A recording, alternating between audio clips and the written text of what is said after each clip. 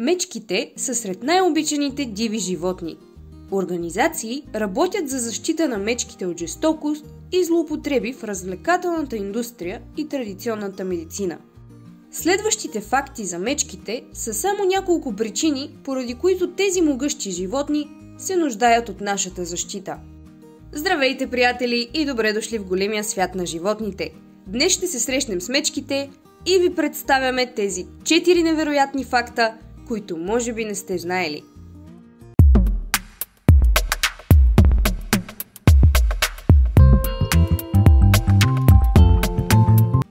Полярните мечки имат гъста, многопластова козина. Мечките със сигурност са големи и пухкави, но има много повече, отколкото изглежда на пръв поглед.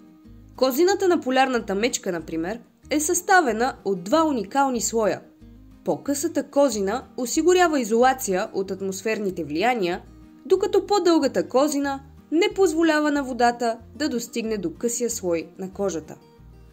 Всеки от тези слоеве има уникална цел и позволява на мечките да се развиват и оцеляват в мразовити условия. Мечките са големи, силни и бързи. Мечките гризли притежават силна захапка, достатъчна за да смаже топка за боулинг или железен тиган. Възрастните мечки гризли могат да се движат с невероятните 40 км в час, толкова колкото и хрътките. Полярните мечки, най-големите от всички видове мечки, могат да тежат между 900 и 1500 кг. С всички тези невероятни физически качества, не е чудно, че мечките са се доказали като доминиращи хищници в дивата природа. Мечките могат да ходят на задните си крака. Мечките могат да изминат кратко разстояние на задните си крака. Те обикновенно застават на задните си крака, за да видят по-добре или да усетят аромата на това, което е пред тях.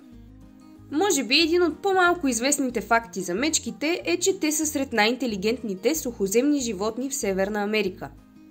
Те имат най-големия и сложен мозък в сравнение с другите сухоземни бозайници с техния размер и разчитат на този мозък за успешното си оцеляване.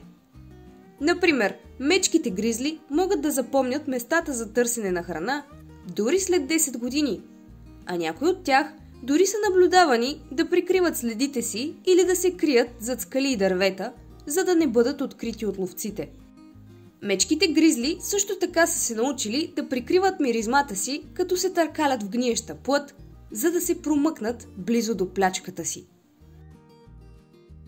Скъпи приятели, това бяха бързи 4 факта за мечките, които си струва да знаем. А сега можете да очаквате следващото ни видео за мечките – наръчник за оцеляване при среща с мечка. Ако това видео ви е харесало, не забравяйте да го споделите с приятели и да се абонирате за канала ни. Ние правим видеа само за животните, защото ги обичаме. До нови срещи!